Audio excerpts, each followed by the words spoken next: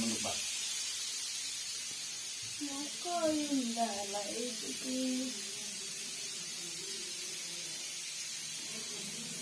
ನೋಡ್ರಿ, ನಮ್ಮ ಪದ್ಮರಾಘವ 4 ಮಕ್ಕಳು ಹರಿದು ಬಿಟ್ಟಾಳ.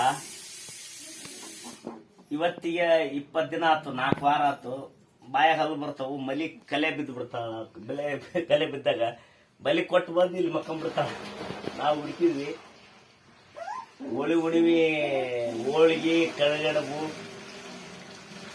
ಮ್ಯಾಗ ಹತ್ತಾಳ. ಹಿಂಗಾಗಿ ಆಕಿಗೆ ಹೋಳಿಗೆ ಉಣ್ಸಕ್ ಕುಂತೀವ್ರಿ. ಬಲಿ ಕೊಟ್ಟಾಳ. ಇನ್ನು ಏಕಾಗಿರ್ತು ಹಲ್ಲು ಬರ್ತಾವಲ್ಲ, ಗೀರಿತವನ್ನಾಕ ಇಲ್ಲಿ ಬಂದು ಬ್ಯಾಗ್ ಕುಂತ ಬಿಟ್ಟಾಳ. ಅವ್ರು ಹುಡುಕ ಕೂತಾರೆ.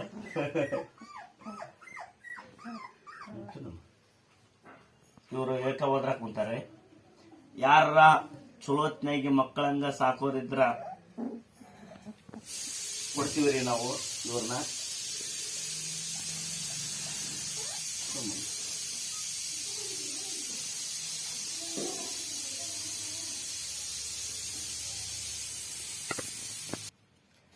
ನೋಡ್ರಿ, ಮಕ್ಕಂದತ್ತ ಕರಿ ಚಿಚ್ಚಿ ಕಾಲ ಭೈರವ.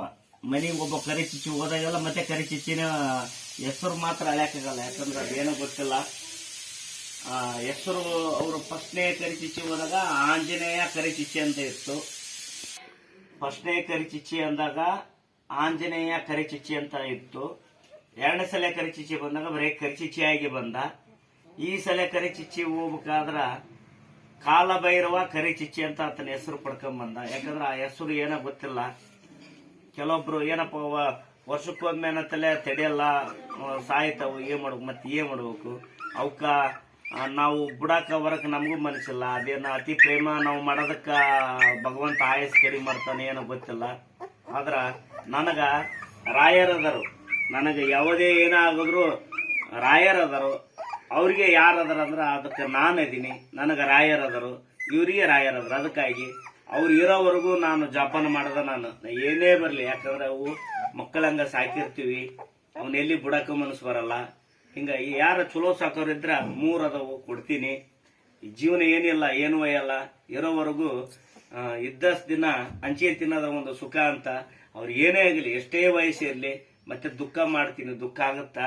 ಮೊನ್ನೆ ನನಗೂ ನಮ್ಮ ಕರಿ ಚಿಚ್ಚಿ ನಮ್ಮ ಬಿಟ್ಟು ಹೋದಕ್ಕೆ 1 ತಿಂಗಳು ನನಗೂ ಆರೋಗ್ಯ ಏರುಪೇರಾಗಿತ್ತು. ಎಲ್ಲದಕ್ಕೂ ರಾಯರು. ಹಿಂಗಾಗಿ ಇರೋ ದಿನ ಅವ್ರೆಷ್ಟೇ ಇದ್ರು ಅವ್ರ ಋಣ ಎಷ್ಟು ಈ ಮನೆಗೆ ಋಣ ಇರುತ್ತೆ, ಅಷ್ಟು ದಿನಾನು ನಾನು ಭಗವಂತ ರಾಯರು ಎಷ್ಟು ಕೊಟ್ಟಿರ್ತಾನ ಅಷ್ಟು ಮಾತ್ರ ಹೇಳ್ತೀನಿ. ನನಗ ನನ್ನ ಮಕ್ಕಳು ಕಡಿಮೆ ಮಾಡಿ ನಾನು ನಿಜವಾಗಿ ನಮ್ಮ ಪದ್ಮರಾಘವ್ ಅಥವಾ ನಮ್ಮ ಕರಿ ಚಿಚ್ಚಿಗೆ